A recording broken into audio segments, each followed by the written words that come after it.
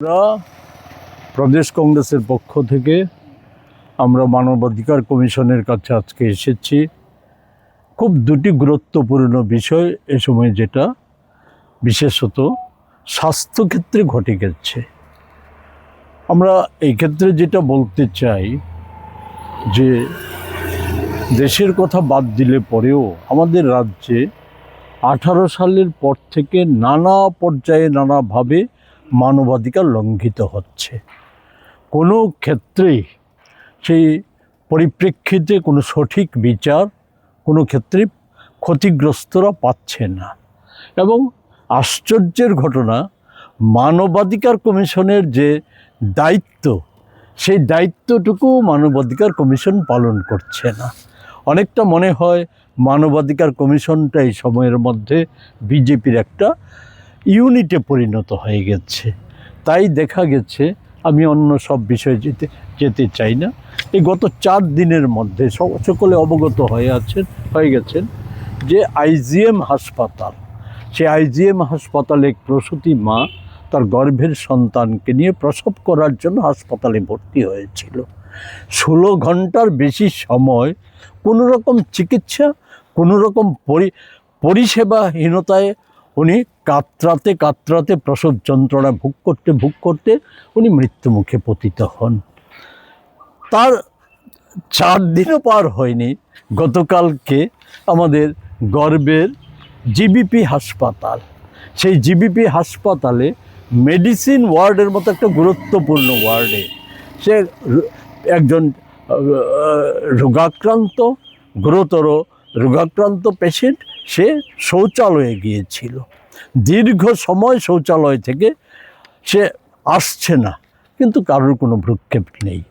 তারপর দেখা গেল দীর্ঘ কয়েক ঘন্টা পর শৌচালয় বন্ধ করা বা পরিষ্কারের জন্য যাওয়ার সময় দেখা গেল ফ্লোরে একটা পেশেন্ট পড়ে আছে, তাকে পরীক্ষা করে দেখা গেল সে মৃত। এই হচ্ছে বিশ্বমানের স্বাস্থ্য ব্যবস্থা, সুশাসনের তত্ত্ব। সেই সম্পর্কে গতকাল আমাদের স্বাস্থ্য সচিব, রাজ্যের স্বাস্থ্য সচিব, সুদক্ষ স্বাস্থ্য সচিব, উনি গতকাল আইজিএম হাসপাতাল পরিদর্শন করেছেন। ওই মৃত্যুটা নিয়ে কি ওনার অনুভূতি, সেই সম্পর্কে আমরা জানিনি।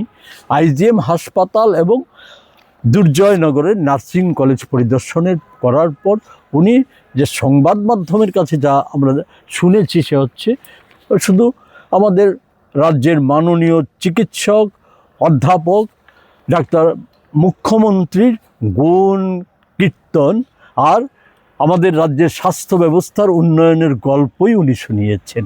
সেই সময় কিন্তু জিবিপিতে এই ঘটনাটা ঘটছে। তো সেই ক্ষেত্রে আমি শুধু অতি সংক্ষেপে যেটা বলবো, যে আমাদের রাজ্যে 18 সালের পর সর্বক্ষেত্রেই প্রাধান্য পেয়েছে দুর্নীতি, অব্যবস্থা চূড়ান্ত আকার ধারণ করেছে। এর মধ্যে স্বাস্থ্যক্ষেত্রে প্রথম দিকে যে ইতিবাচক কিছু কর্মসূচি, ন্যূনতম যে সমস্ত কর্মসূচিগুলি হয়ে উঠছিল, সেটা হয়তো বিজেপির যে দর্শন তার সাথে খাপ খাচ্ছিল না। এ কারণে প্রথম দফার যে স্বাস্থ্যমন্ত্রী ছিলেন, ওনাকে সকলেই জানেন, ওনাকে সরিয়ে দেওয়া হয়েছে বা খারিজ করা হয়েছে, যাই আমরা বলি। দেওয়ার পর স্বাস্থ্য ব্যবস্থাটা কার্যত চলে গিয়েছে সম্পূর্ণভাবে দুর্নীতিগ্রস্তদের হাতে আর হেলথ মাফিয়াদের হাতে চলে গিয়েছে। এই হেলথ মাফিয়াদের মধ্যে অনেকেই আছে, ডাক্তারবাবু থেকে শুরু করে অনেকেই আছেন, আমি সেগুলি বিশদে বলতে চাই না। শুধু যা বলার জন্য এটা উল্লেখ করেছিলাম, রাজ্যবাসীর মতো আমাদের কাছে একটা বিশ্বাস তৈরি হয়েছিল যখন স্বাস্থ্য দপ্তর এবং শিক্ষা দপ্তরটা এই রাজ্যের যে যিনি বরাবরই পরিচিত দেন, সঠিকভাবেই দেন, চিকিৎসক, অধ্যাপক, মুখ্যমন্ত্রী, আমরা ভেবেছিলাম যে ওনার যে প্রফেশনাল জায়গায় উনি যে দক্ষতার পরিচয় দিয়েছিলেন, যে কারণে উনি নাম অর্জন করেছিলেন, সুনাম অর্জন করেছিলেন, বা ওনার যে পুরনো ঐতিহ্য যা বহন করে উনি আজকে এই জায়গায় গিয়েছেন, সেটাকে মর্যাদা দিয়ে অন্তত স্বাস্থ্য শিক্ষা ক্ষেত্রে উনি পরিবর্তন আনবেন।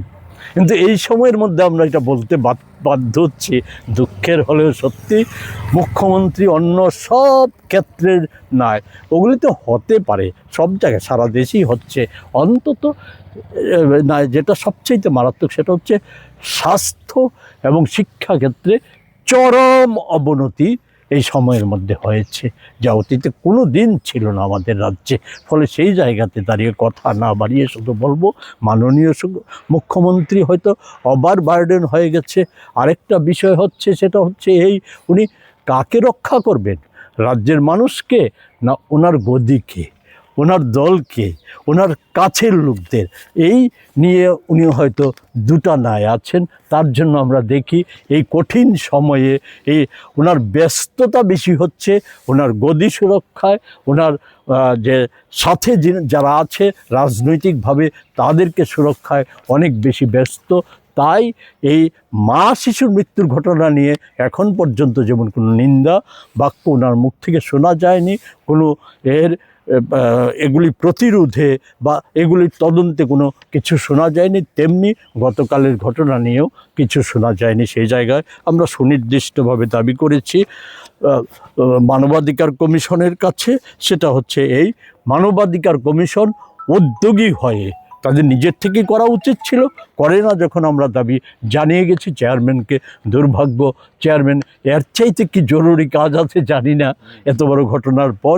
বলে যাই হোক, থাকতেই পারে এগুলি অনেক কাজ যেগুলি আমাদের জানা নেই, সেগুলি থাকতে পারে। আমরা দাবি করেছি সেটা হচ্ছে এই যে ঘটনাগুলির, মৃত্যুর ঘটনাগুলির, এটিকে আমরা মৃত্যু না বলে সরকারি ব্যবস্থাপনায় একটা সংগঠিত হত্যাকাণ্ড বলে আমরা এগুলিকে চিহ্নিত করেছি, এবং এগুলির সুষ্ঠু নিরপেক্ষ তদন্ত এবং দায়ীদের চিহ্নিত করা মানবাধিকার কমিশন তো শাস্তি দিতে পারবে না, শাস্তি দেওয়ার দায়িত্ব হচ্ছে উপযুক্ত যে কর্তৃপক্ষ, তারা যাতে শাস্তি বিধান করে সেটা আমরা বলেছি। আর সরকারকে যাতে মানবাধিকার কমিশন বাধ্য করে স্বাস্থ্য দপ্তরের সকল দুর্নীতি নিরসনে, অপরাধমূলক কাজ নিরসনে এবং প্রয়োজনীয় নিরসনে কঠোর ব্যবস্থা অবলম্বন ও রোগীদের প্রয়োজনীয় চিকিৎসা ও পরিষেবা নিশ্চিত করার দাবি আমরা করেছি। ক্ষতিগ্রস্ত পরিবারগুলিকে সরকারের তরফ থেকে মানে উপযুক্ত ক্ষতিপূরণের দাবিও যাতে এই মানবাধিকার কমিশন উদ্যোগ নিয়ে করায়, এই বিষয়টা অবগত করার জন্য আমরা এসেছিলাম। উনি নেই, আমরা ওনার অফিসে আমরা দিয়ে গেছি। আমরা আশা করছি মানবাধিকার কমিশন খুব দ্রুত তাদের বক্তব্য জনসমক্ষে নিয়ে আসবে।